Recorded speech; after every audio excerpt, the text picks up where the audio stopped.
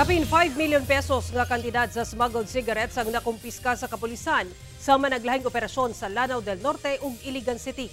Usa ka miyembro sa pulis lakip sa nasikop sa buong operasyon. Ang detalye sa report ni James Paulo Yap.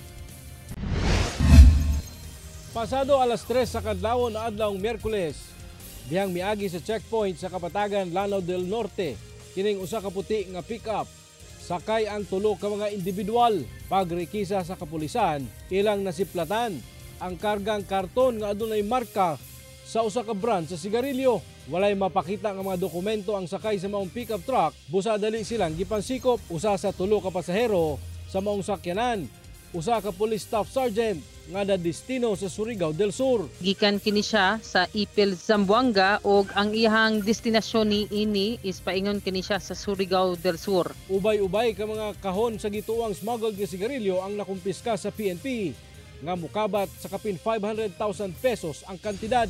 Samtang sa Iligan City, duwa ka van ang naharang sab sa mga personahe sa Iligan City Police Traffic Enforcement Unit. Samtang nagpaygayon nag-anti-colorum operations, wala matud pay lisensya ang driver sa van ug walay rehistro ang mga sakyanan.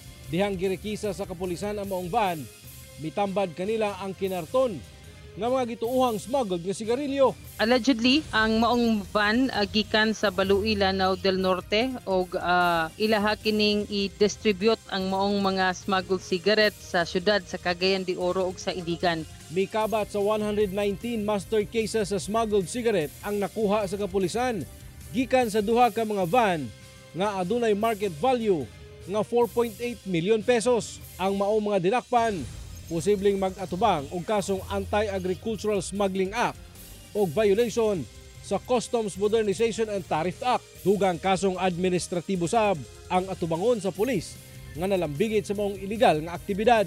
Ako si James Paulo Yap, One Mindanao.